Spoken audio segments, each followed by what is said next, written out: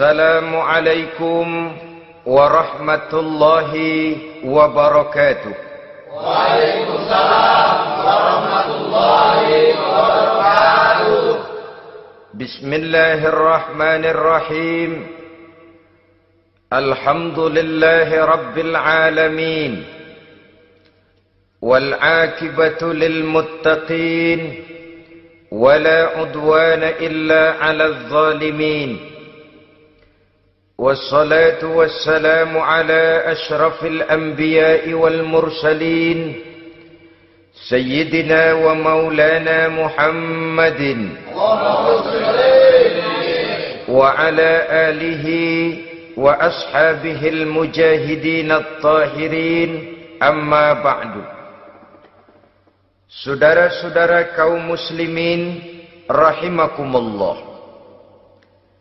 Salah satu kelebihan makhluk bernama manusia, yaitu bahwa Allah subhanahu wa ta'ala menghiasi hidup manusia ini dengan syahwat atau yang lazimnya kita sebut sebagai hawa nafsu. Inilah tenaga yang merupakan daya dorong yang melahirkan dinamika dalam kehidupan manusia, yang menyebabkan terus-menerus terjadinya perkembangan dalam sejarah peradaban dan kehidupan manusia. Hawa nafsu bisa melambungkan seseorang kepada puncak kejayaan, dan hawa nafsu dapat menenggelamkan seseorang ke dasar jurang kehancuran yang paling dalam. Pada surah Ali Imran ayat 14, Allah subhanahu wa ta'ala berfirman, A'udzu billahi minasy syaithanir rajim.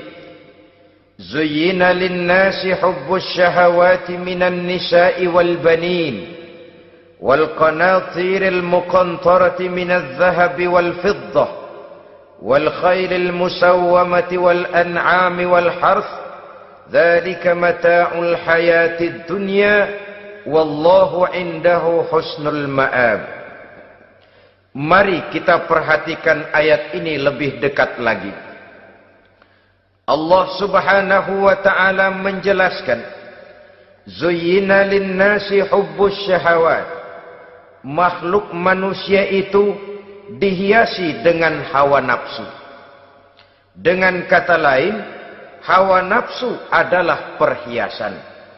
Manusia tanpa hawa nafsu sama saja dengan orang yang tidak berhias, monoton, tidak mempunyai perkembangan dalam gerak kehidupannya.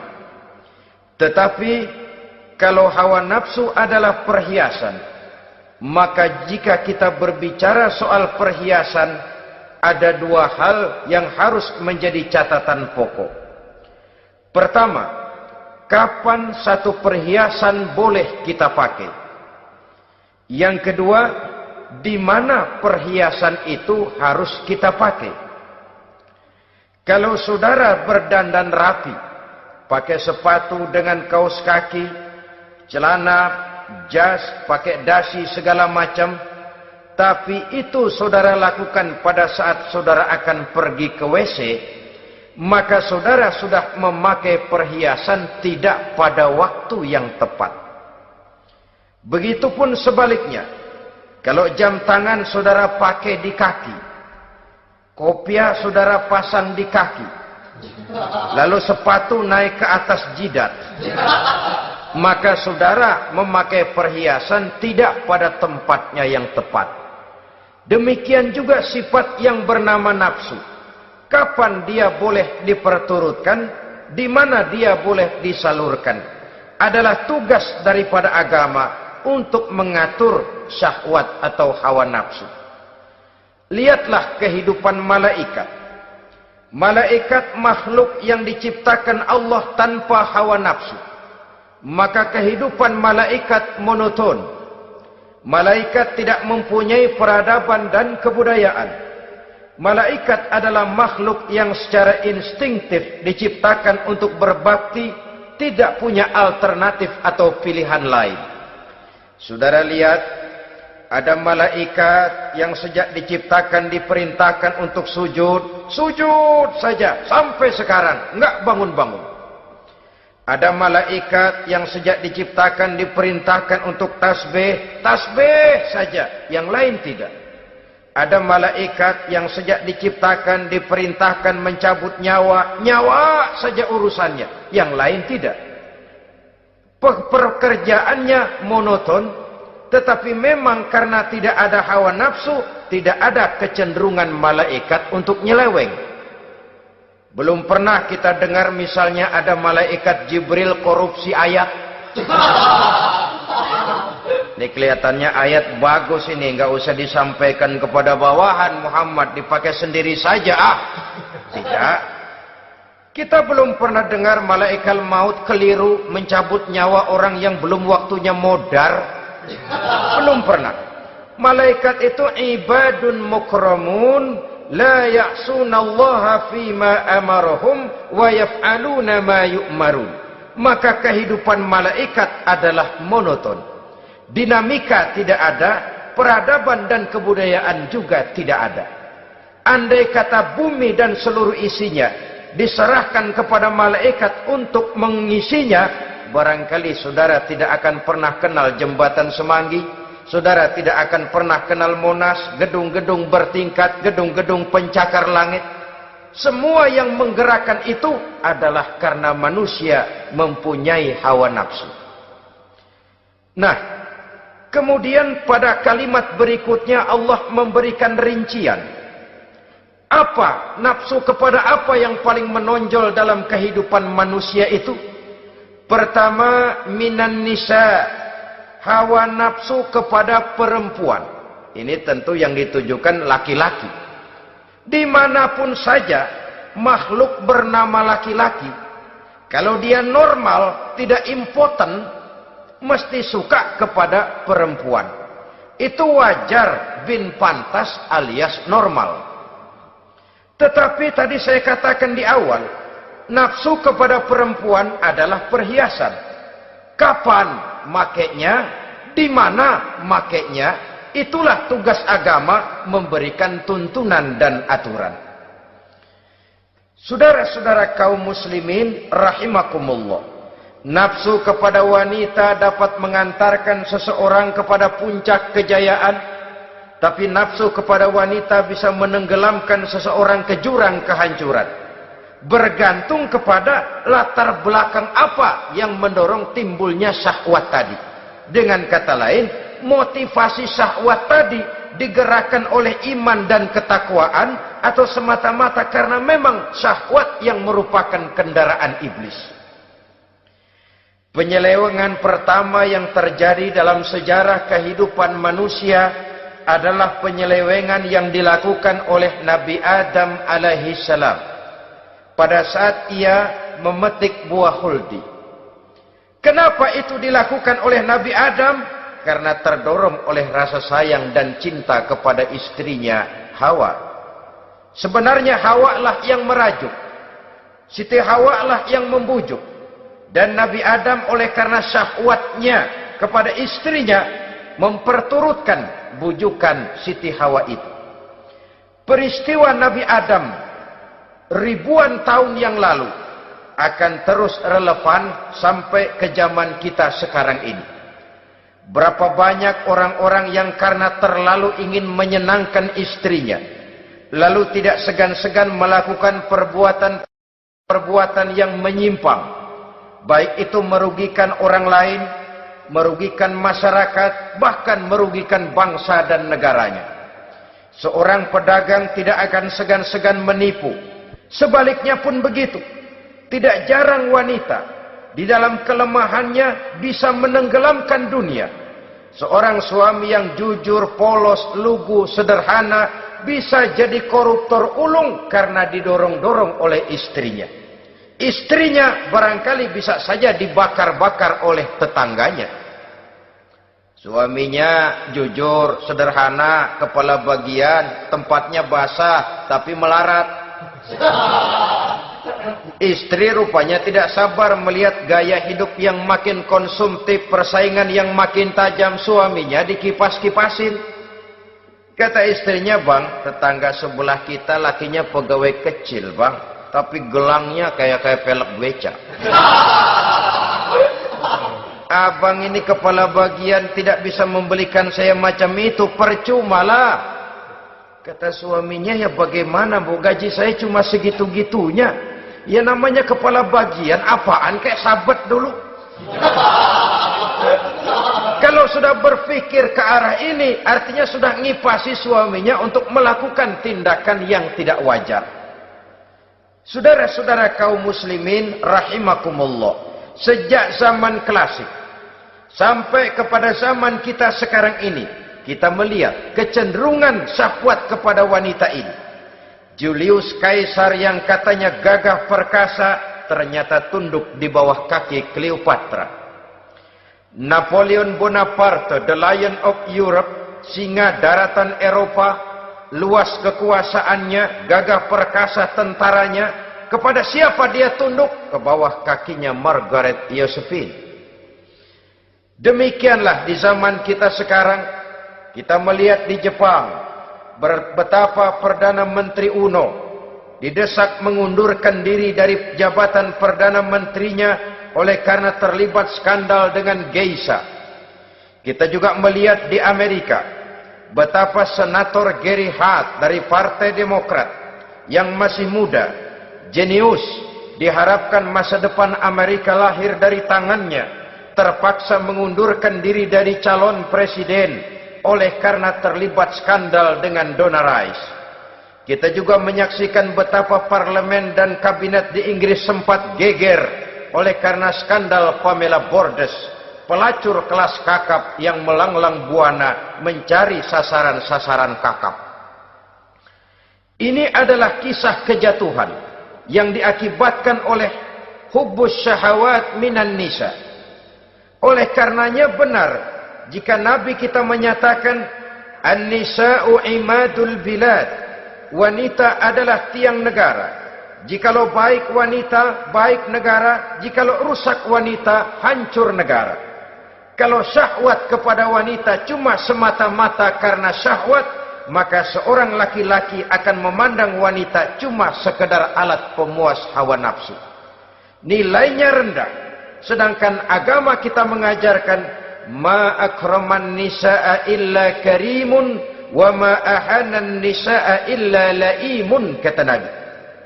Tidak akan menghormati kaum wanita kecuali orang-orang yang terhormat, dan tidak akan merendahkan derajat kaum wanita kecuali memang orang-orang yang rendah moralnya. Dengan kata lain, apabila syahwat minan nisa ini dilandasi dengan semangat iman dan ketakwaan, maka kehidupan Rasulullah sallallahu alaihi wasallam sungguh menjadi figur dan contoh dalam kehidupan kita. Perkawinannya bukan karena wajah yang cantik semata-mata, tapi lebih merupakan nilai ibadah kepada Allah Subhanahu wa taala. Dengan demikian, kecenderungan kepada hubbus syahawat minan nisa dikontrol oleh nilai iman. Barometernya, tolok ukurnya adalah iman. Di zaman sekarang banyak kasus kawin campur yang pada akhirnya akan membingungkan kita sendiri. Padahal Al-Quran secara jelas dan tegas memberikan bimbingan. Orang itu kalau sudah, kata Imam Syafi'i, wa ainur ridha an kulli aibin kalilatun kama anna aina suhti tubdil masawiya. Mata kalau dibalut cinta dia buta terhadap nista, tapi mata kalau dibalut benci hanya melihat yang keji-keji saja. Biasanya cinta kepada wanita memang bisa menimbulkan dorongan yang positif, tapi juga bisa membuat seseorang buta sama sekali. Dorongan yang positif paling kurang dari segi penampilan. Coba lihat lelaki kalau lagi demen perempuan, lenjeh banget kan. sisiran rambutnya rapi, teriskaan bajunya lancip, sepatunya mengkilat, kantong celananya tebel, perkara anduk isinya bukan soal. Yang penting kan gaya. Lalu dinamis, kreativitasnya ada saja timbul. Tapi pada sisi lain, jikalau orang sudah kehilangan pertimbangan, juga kadang-kadang tidak segan-segan mengorbankan akidah, mengorbankan nilai-nilai iman. Padahal ini taruhan utama, sampai Quran dengan tegas memberikan peringatan. Wala ammatun mu'minatun khairun min musyrikatin walau a'jabatkum. Perempuan budak yang hitam legam, kalau beriman itu lebih baik untuk dinikahi daripada wanita cantik berkulit kuning langsat tapi musyrik. Lebih baik budak yang hitam legam beriman daripada wanita cantik berkulit kuning langsat berhati bangsat. Tapi kita kadang kehilangan pertimbangan. Karena agama, karena cinta agama digadaikan. Karena cinta akidah terjual. Karena cinta keyakinan jadi korban. Ini semua penyakit yang datang dari hubbus syahawat minan nisa. Kecenderungan mengumbar nafsu kepada perempuan. Ini memang perhiasan, tapi bisa juga jadi bumerang dalam kehidupan manusia. Berapa banyak penyelewengan terjadi karena pengaruh wanita yang tidak bisa jadi bisa. Ini pengaruh di dalam kehidupan memang sedemikian besarnya. Sehingga saudara-saudara kaum muslimin, inilah yang perlu dikendalikan dalam kehidupan, kapan dan di mana. Kalau nafsu adalah perhiasan, kapan dan di mana perhiasan itu harus kita pakai, di mana dia harus kita tempatkan. Begitu juga yang menyangkut soal perempuan. Kapan? Ya kapan tentu kalau sudah nikah. Di mana? Yang jelas bukan di depan umum.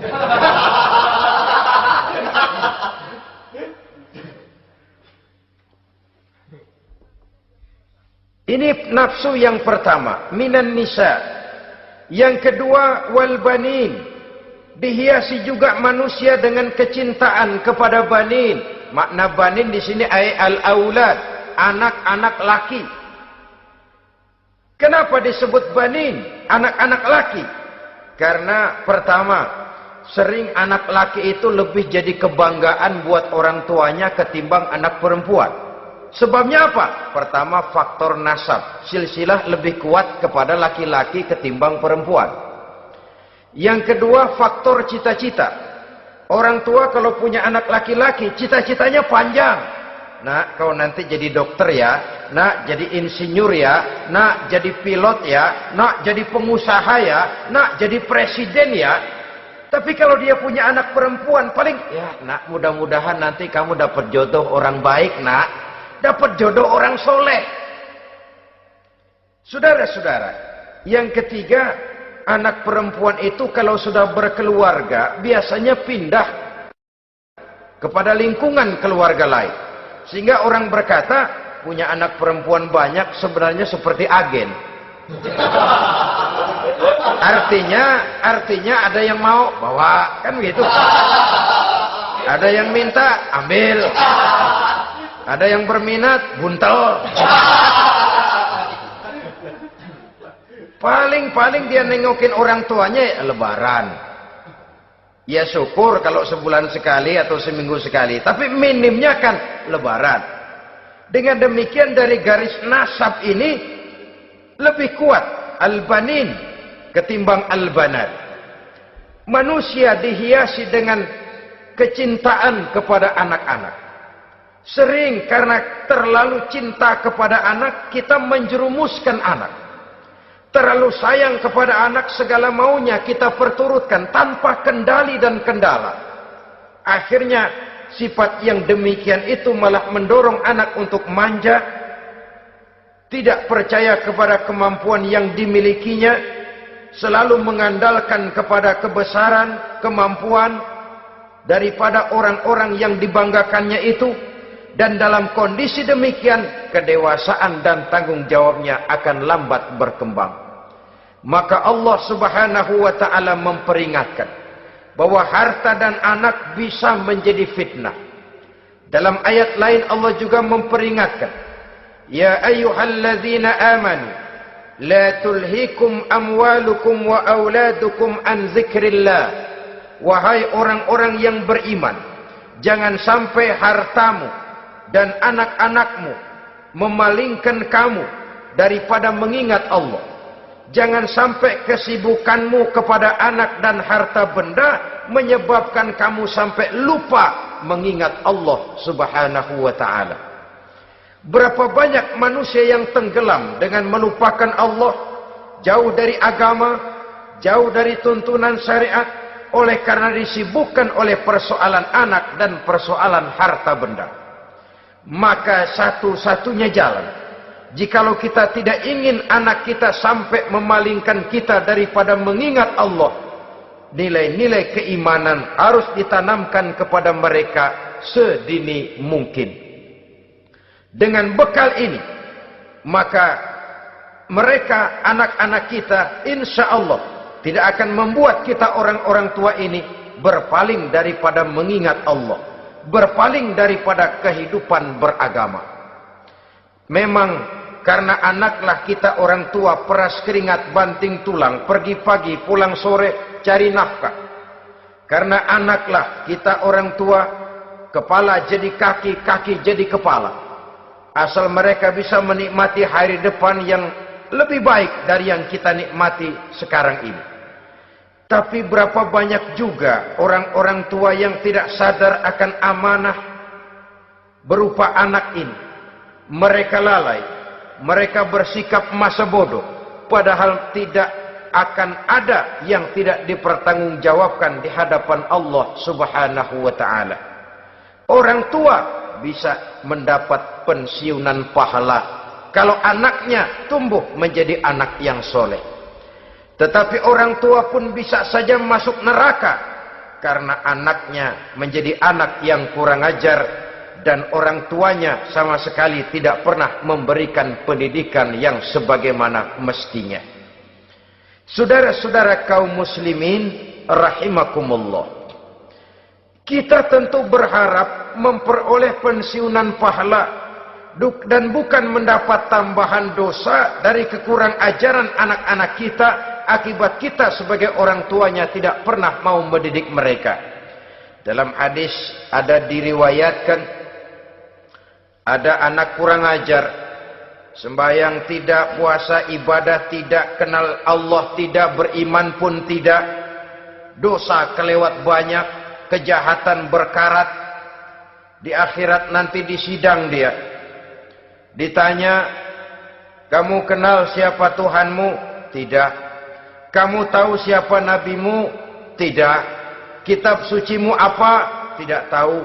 Kiblatmu di mana? Tidak ada. Kamu sholat? Tidak pernah. Kamu puasa? Tidak pernah. Wah, kalau begitu kamu rusak sekali. Kamu neraka. Anak ini mengajukan protes. Saya menuntut keadilan. Benar saya tidak kenal siapa Tuhan saya. Saya tidak tahu apa kitab suci saya. Saya tidak pernah mendirikan sholat.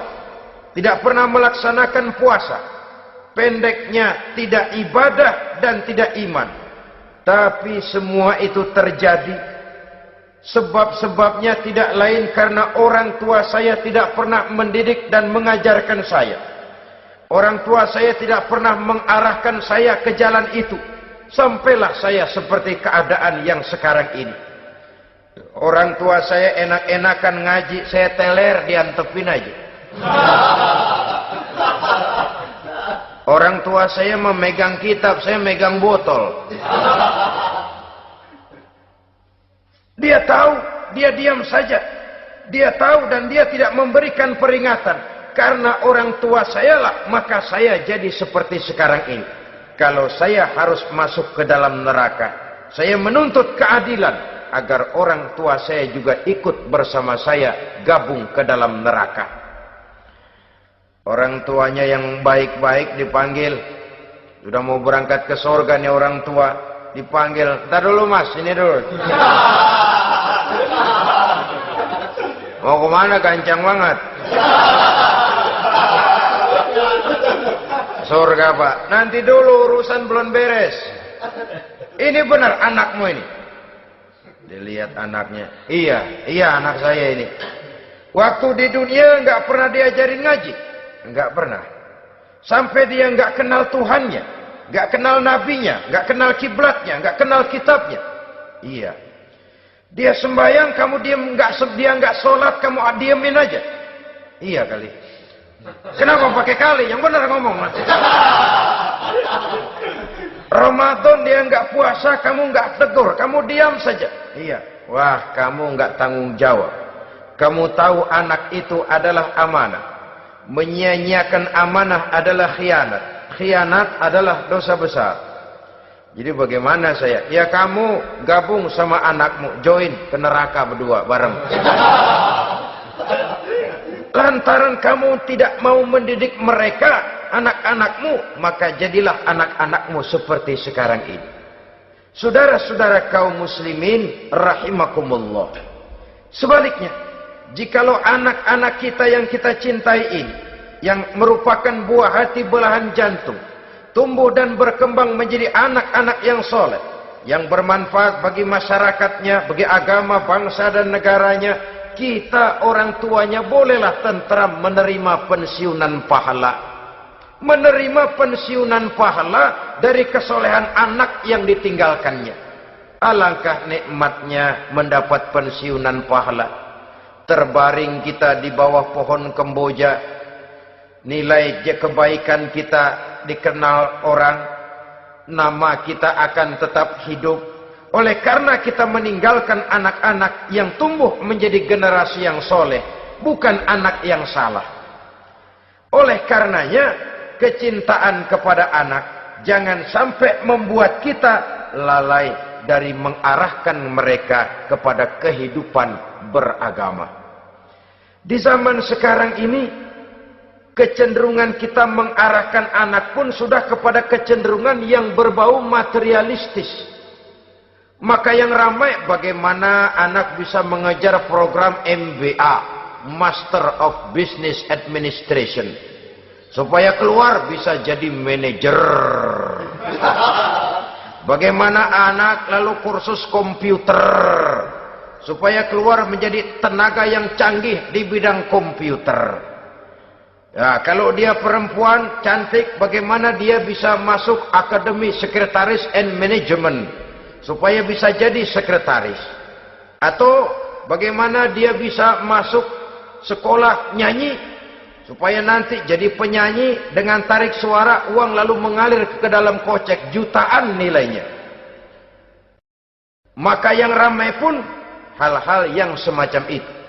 Dalam pada itu, pengajian, kursus-kursus keagamaan, studi-studi klub yang membicarakan masalah-masalah agama, ramainya kadang-kadang kalau bulan Ramadan, dianggap training center. Ya lumayan, daripada tidak sama sekali mah lumayan. Tapi dengan demikian ini kan merupakan bagian terpokok dari kehidupan manusia.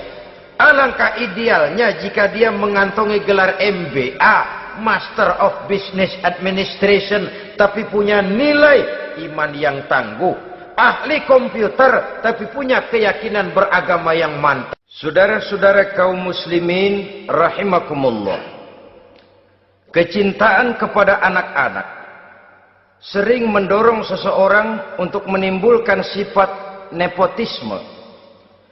Segalanya serba garis keturunan. Sejak ia jalur birokrasi sampai ke dalam kehidupan sehari-hari, nepotisme ini bisa terlihat. Orang kehilangan kondisi objektivitasnya. Mampu atau tidak, soal lain. bidangnya atau tidak bukan soal. Yang penting masih ada hubungan keturunan. Maka timbullah tumpang tindih untuk sesuatu pekerjaan yang tidak sesuai dengan kemampuan dan keahliannya. Di desa-desa kita melihat masjid, ketua masjid bapaknya, bendahara anaknya, sekretaris mantunya, Bilal besannya, kolbeduk engkongnya. Pokoknya asal masih ada garis keturunan, masuk, tidak, minggir. Ini pada akhirnya kurang menciptakan pemerataan kesempatan. Iyalah kalau profesinya, tapi kan jarang yang demikian itu. Kita boleh cinta kepada anak-anak kita, tapi jangan lalu mempergunakan posisi yang kebetulan kita gunakan untuk menempatkan anak-anak kita lebih dari kemampuan yang mereka miliki. Nepotisme yang lahir. Sehingga ini bukan saja tidak mendidik, tapi mengakibatkan terjadinya tumpang tindih. Tidak lagi berprinsip the right man on the right job, bahwa orang harus ditempatkan sesuai dengan keahliannya. Tapi kita sudah berpikir subjektif, ahli atau tidak ahli, asal masih berbau keturunan, ayo silahkan. Nepotisme yang akan lahir. Oleh karenanya, mencintai anak adalah sesuatu yang merupakan perhiasan di dalam kehidupan. Wajar, tetapi harus kita menempatkannya sesuai dengan semestinya. Ini yang kedua. Yang ketiga, nafsu yang menghiasi hidup manusia itu adalah nafsu kepada wal qanatiril muqantarati minadz zahabi wal fiddah. Al-qantarah ay al-malul katsir. Kecintaan, kesenangan, nafsu kepada harta benda yang banyak daripada emas dan perak. Ini tentu sesuai dengan situasi dan kondisi.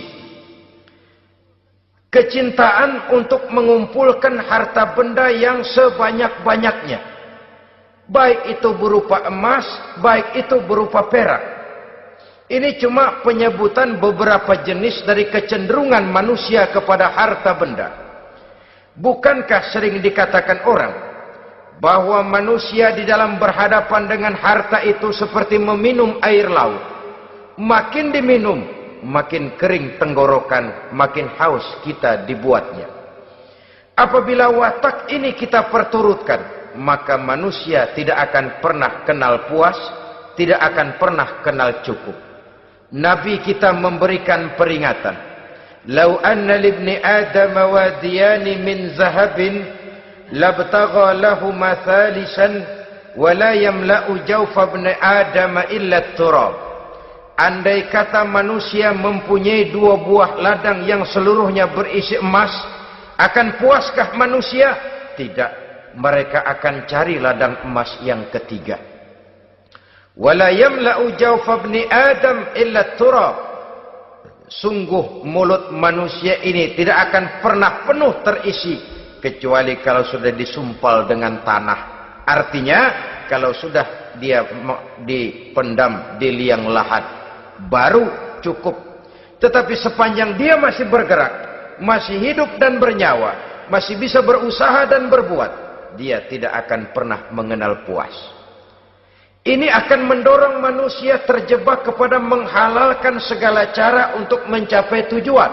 Yang penting kaya, kan begitu. Dan cepat. Sebab sekarang orang sering motong kompas. Yang penting kan cepat kaya. Soal cara, kalau jujur aja mah, sampai kapan mau kaya? Perkara itu renten, bukan soal. Perkara itu judi, tidak jadi masalah. Perkara itu korupsi, menyangkut hak orang banyak, bukan soal. Yang penting cepat kaya. Dan anehnya lagi, tidak malu menumpuk kekayaan dengan cara yang tidak wajar. Ya kan orang hidup bermasyarakat tuh bisa dianalisa tuh. Emang usahanya apa sih? Gajinya sebulan berapa sih? Kok bisa gitu-gitu bener sih? Dari mana sih? Secara langsung orang tidak berani bertanya, tapi dari mulut ke mulut akhirnya tersebar jadi rahasia umum. Si Ano kan punya ano, dia ano, anonya seano. Ini bisa jadi bahan pertanyaan dalam kehidupan, akhirnya jadi gunjingan. Orang sudah tidak terlalu peduli dari mana kekayaan itu diperoleh. Yang penting kaya. Dengan menghalalkan segala macam cara. Terjebaklah ke dalam cara-cara mafia. Terjebaklah ke dalam cara-cara yang tidak wajar, tidak bijaksana. Memperkuat klik, clean. Dengan menghantam yang lain. Saudara-saudara kaum muslimin rahimakumullah. Bahwa manusia punya nafsu ingin kaya, itu boleh. Boleh. Agama memberikan tuntunan, memberikan aturan. Tidak hanya sekedar asal kaya, tidak hanya sekedar asal banyak harta. Malahan hadis menyatakan, kalau saudara diberikan umur panjang, pertanyaan akhirat cuma satu kok. Umurmu kau habiskan di mana? Kalau saudara diberikan amanah berupa ilmu pengetahuan, pertanyaan akhirat juga cuma satu kok. Ilmumu kau amalkan untuk apa? Tapi kalau kita diberikan amanah berupa harta benda, pertanyaan akhirat itu dua. Min aina iktasabahu wa fima anfaqahu. Dari mana hartamu kau dapat, kemana hartamu kau belanjakan. Dari mananya ditanya, kemananya juga ditanya. Depan belakang ditanya. Dan kalau mempergunakan harta untuk kesenangan syahwat, orang berani bukan main. Tapi kalau untuk kepentingan agama, yang hakikatnya untuk kepentingan dirinya sendiri, berat seperti nyabut bambu dari ujung. Orang kalau menyumbang masjid 100.000, itu kan zohirnya memberikan panitia masjid. Tapi hakikatnya kan dia nabung buat dirinya sendiri. Seolah-olah dia cuma berkata, Pak, tolong saya titip 100.000, ini untuk kepentingan saya di akhirat nanti. Silakan uangnya mau dibelikan semen, pasir, kaca, pintu, jendela, silakan. Saya cuma titip, ini untuk saya di akhirat nanti. 100.000 Pak. Zohirnya dia memberikan kepada panitia masjid, madrasah, pesantren, yatim piatu. Hakikatnya dia nabung buat dirinya sendiri di akhirat. Malah tabungan ini bukan SDSB namanya, SDBS. Sumbangan dana berhadiah surga. Itu SDBS namanya. Sekarang orang mengejar SDSB, lalu berat mengejar SDB. Sumbangan dana yang berhadiah surga langsung dari Allah Subhanahu wa ta'ala. Coba kalau dia main golf, sewa lapangan golf itu 400-500 ribu sebulan, paling 4-5 kali main. Beli stick golfnya saja sampai jutaan. Datang panitia pembangunan masjid 100.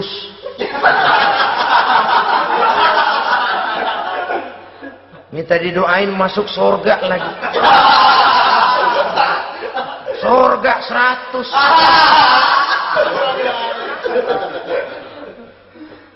Saudara-saudara kaum muslimin rahimakumullah. Kecintaan kepada harta benda yang banyak, baik berupa emas, berupa perak, mendorong orang untuk berlomba-lomba yang Allah peringatkan dalam Al-Quran, Alhaakumut takatsur hatta zurtumul maqabir. Kamu telah lalai akibat kamu berlomba-lomba memperbanyak materi dunia.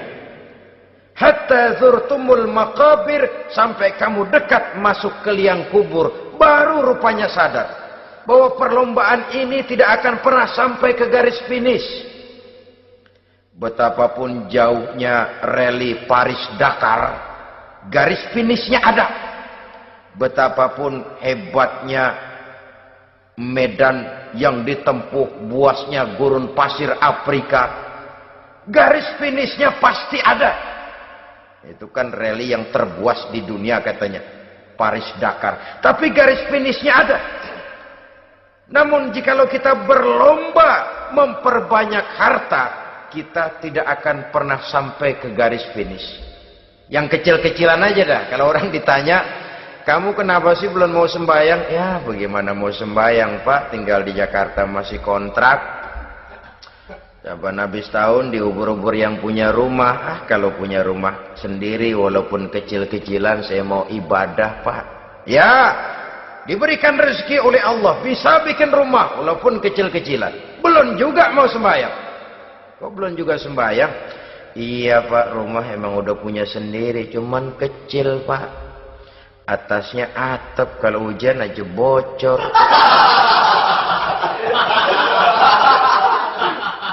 Kalau bisa bikin rumah yang permanen Pak, tenang, saya ibadah, sembahyang saya rajin. Iyalah, diberikan rezeki bisa bikin rumah permanen. Bagus rumahnya. Lain lagi.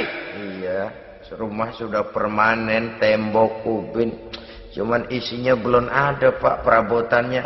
Duh. Kalau punya peralatan rumah tangga yang memadai, tenang, saya ibadah. Diberikan juga rezeki bisa beli perabotan rumah tangga yang lumayan.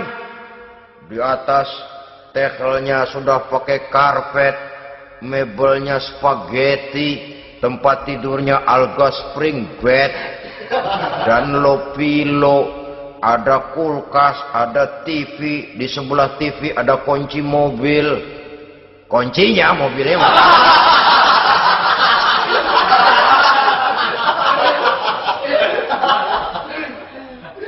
bagaimana? Sekarang sudah cukup perabotan. Perabotan sudah ada Pak, cuman kendaraan belum punya ini.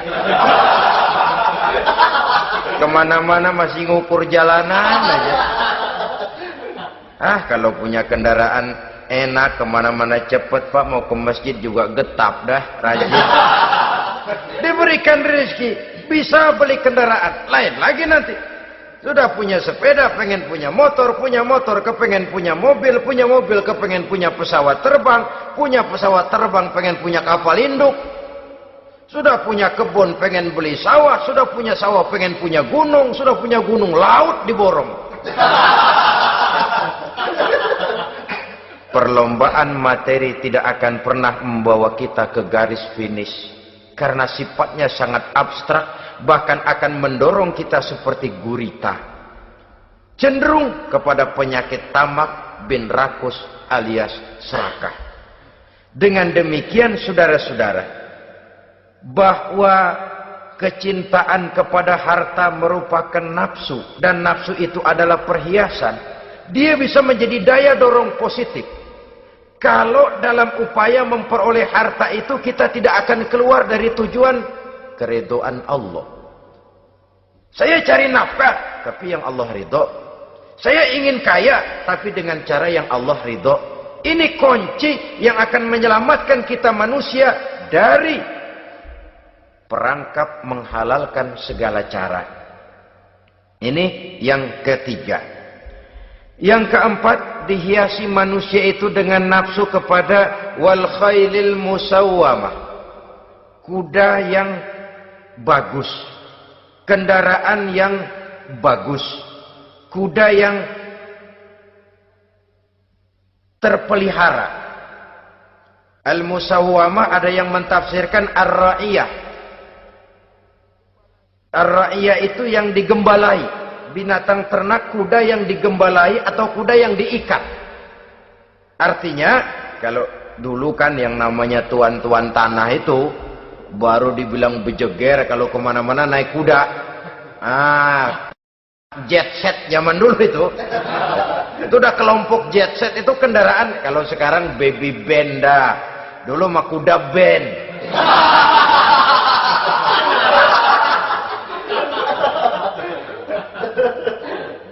Manusia punya kecenderungan suka kepada kendaraan. Apalagi di zaman sekarang ini, wah, iklan-iklan itu kan sangat menggoda kita. Melayani segala macam bentuk penjualan. Nah, ini lalu terangsang biar duit cekak. Kalau udah ngebaca itu, wah, berani banget dah. Tahu duit nggak mungkin cukup, tapi begitu baca melayani segala macam bentuk penjualan dengan fasilitas ringan. Nah, jadi dah. Jadi juga punya mobil, jadi dah. Perkara utang itu bakal nyekek leher, bukan soal. Kasihan saudara-saudara kita di daerah-daerah yang terjebak kepada iklan-iklan merangsang yang akhirnya di luar kemampuan. Sehingga terjebak pada saat dia harus mengembalikan kredit, dia tidak mampu, barang disita, uang hangus, nyengir deh. Bekipas sembari tahlil. Habis arang besi binasa. Bahwa kita menginginkan kendaraan yang serba baik, silahkan. Tiap akhir tahun ganti merek, keluar yang baru, ganti lagi. Itu kalau orang yang mampu. Buat kita yang tidak mampu, kenapa tidak bersyukur melihat yang lebih rendah di bawah kita? Alhamdulillah kita punya mobil, tangga kita cuma punya motor. Yang punya motor, syukur kita punya motor bisa rada cepetan. Tangga sebelah punya sepeda, mana-mana kekejek mulu. Yang punya sepeda, alhamdulillah punya sepeda. Tangga sebelah kemana-mana jalan kaki. Yang jalan kaki, syukur masih bisa jalan. Temen sebelah lumpuh bertahun-tahun gak. Yang lumpuh, alhamdulillah masih hidup. Tangga sebelah kemarin out nggak balik lagi. Saudara-saudara, saya pikir menengok ke atas itu perlu supaya ada rangsangan kita untuk maju. Tapi menengok ke bawah pun juga lebih perlu agar kita mensyukuri yang ada dan tidak suudzon, tidak buruk sangka kepada Allah. Apa yang diberikan Allah kepada kita sekarang ini, itulah yang terbaik menurut Allah untuk kita. Saudara-saudara kaum muslimin rahimakumullah. Dahulu ada seorang pemuda, matanya buta. Dia mengeluh, "Ya Allah, kenapa saya dilahirkan dalam keadaan buta? Apa dosa saya? Apa salah saya? Andai kata saya tidak buta, saya melihat keindahan alam ini, saya lebih akan bersyukur kepadamu ya Allah." Nah, sudah, dia berburuk sangka kepada Allah. Satu hari, ini Raja Baduy di pedalaman mengerahkan tentaranya menculik anak-anak muda. Ini Raja Baduy ini kanibal, artinya suka makan daging manusia. Anak-anak muda ini diculik. Yang masih muda-muda ya, kalau kambing muda itu kan di sop rada sedap. Rupanya ini Raja kanibal ini begitu. Anak-anak muda termasuk ya pemuda yang buta tadi itu kena culik. Ya sudah diculik, rawatlah di istana raja ini, diberikan pakaian bagus, dikasih makan serba enak. Sebab apa? Supaya badannya gemuk. Setelah gemuk nanti dipotong di sop legit. Sudah, kerjanya cuma makan tidur, fasilitas nikmat, tidur enak. Udah giliran dapat 1 bulan 2 bulan kemudian, ketika mau diambil anak-anak muda ini, raja sendiri yang milih mana yang disop duluan nih. Sampai giliran anak muda yang buta ini, raja geleng kepala. Yang begini mah buta, dagingnya nggak enak. Ini satu lepas aja, lepas. Saya mau makan daging orang buta, lepas aja. Pulang ini anak muda, batinnya bersyukur, sujud syukur, ya Allah, katanya untung saya buta. Coba kalau saya nggak buta udah habis saya disop. 2 bulan yang lalu dia mengeluh, "Ya Allah, kenapa saya dilahirkan dalam keadaan buta?" Sekarang dalam pulang ke rumah, perjalanan menuju ke rumah, dia berkata, "Alhamdulillah, andai kata saya tidak buta, habis badan saya disop oleh raja yang kanibal tadi itu." Saudara-saudara kaum muslimin rahimakumullah. Jadi dengan demikian pola hidup yang konsumtif sesungguhnya sangat tidak mendidik apabila dilatar belakangi oleh kemampuan yang tidak menunjang. Dengan demikian setidaknya mendidik orang untuk berkhayal. Anak-anak muda sama merek mobil ngerti banget dah, punya kagak? Ini BMW model terakhir nih. Nih, kemarin gue ngeliat di sana gue megang rame banget.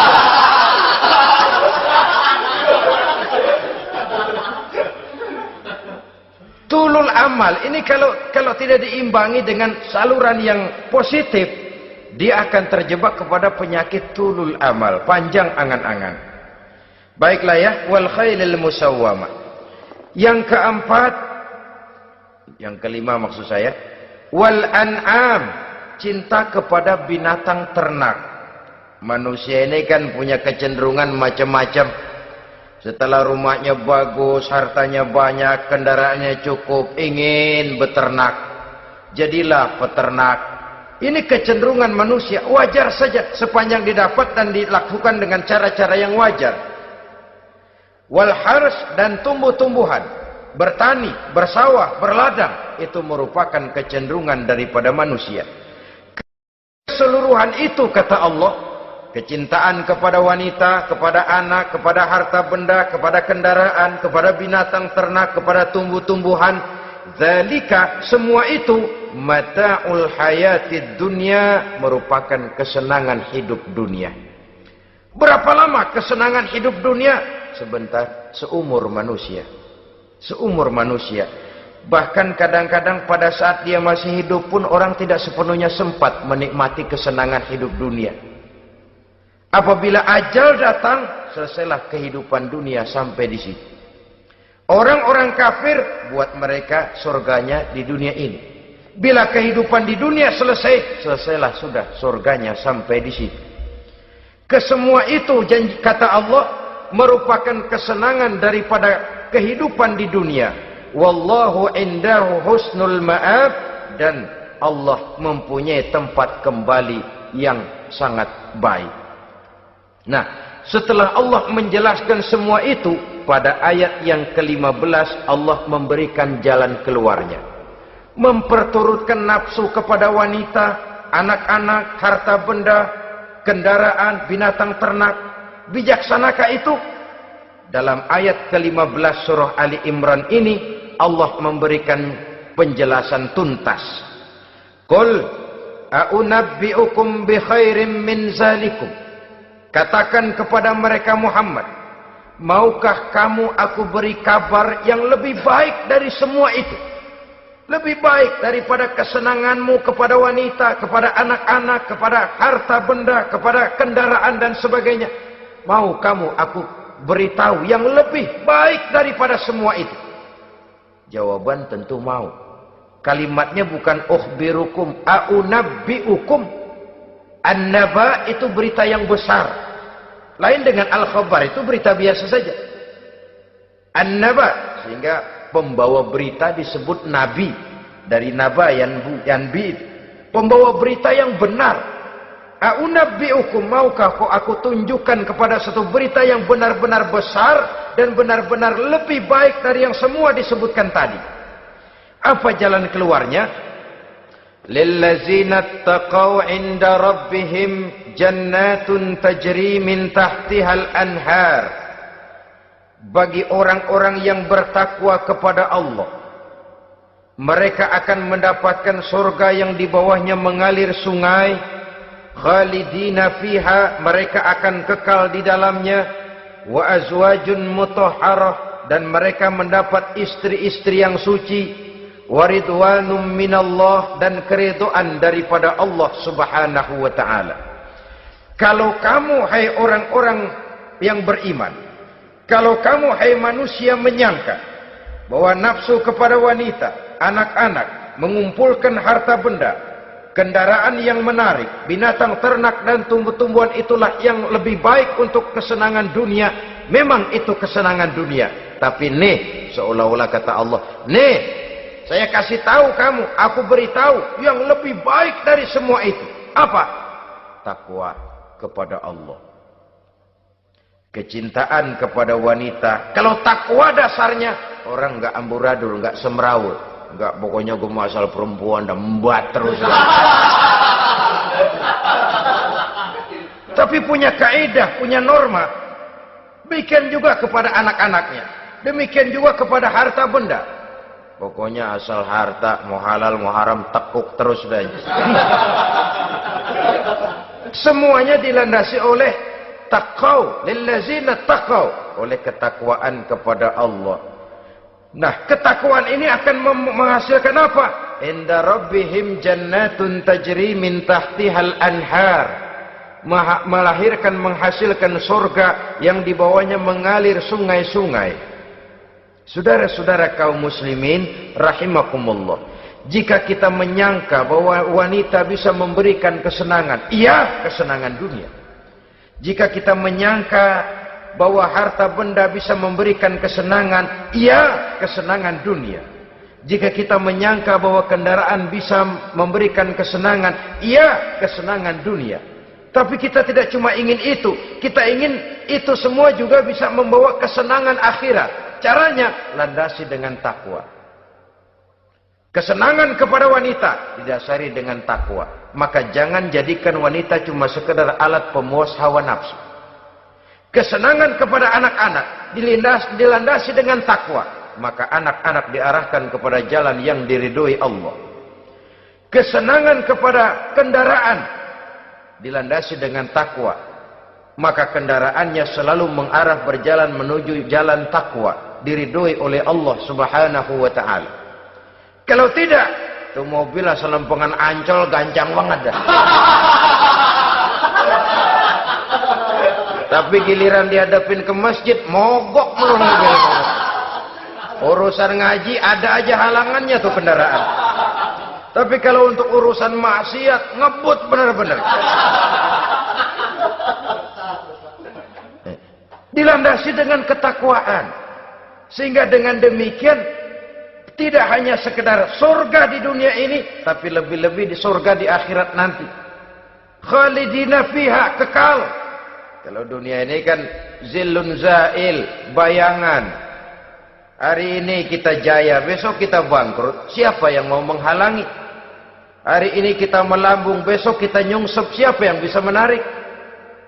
Tidak kekal, berubah, temporer, relatif. Di sana, kebahagiaan yang dilandasi dengan takwa ini sudah surga, kekal di dalamnya, azwajun mutahharah. Mendapat istri-istri yang suci. Suci dalam arti belum pernah dijamah orang lain. Suci dalam arti tidak pernah terkena halangan. Seperti men misalnya. Baik menstruasi atau mencret, itu tidak. Azwajun mutahharah. Konon makna mutahharah ini ya artinya juga bisa selalu gadis. Bidadari itu. Selalu perawan. Tidak pernah janda. Walaupun tiap hari dipakai. Perawan terus. Dan yang lebih penting, waridwanum minallah, mendapat ridho dari Allah Subhanahu wa taala. Jadi hawa nafsu dengan motivasi takwa, itulah sesungguhnya yang dikehendaki oleh Ali Imran ayat 14 dan 15. Dengan demikian, manusia dengan ketakwaannya mengendalikan hawa nafsu dan bukan malah dikendalikan oleh hawa nafsunya. Sehingga dengan demikian seluruh fasilitas yang dimilikinya, baik itu berupa istri, anak, kendaraan, binatang ternak, harta benda, tanam-tanaman, seluruhnya semakin meningkatkan ketakwaannya kepada Allah Subhanahu wa taala. Mudah-mudahan kita bisa mencapai tingkat ini di mana kita hidup mampu dan sanggup mengendalikan nafsu, bukan malah dikendalikan oleh hawa nafsu. Terima kasih dan mohon maaf. Wassalamualaikum warahmatullahi wabarakatuh. Waalaikumsalam warahmatullahi wabarakatuh.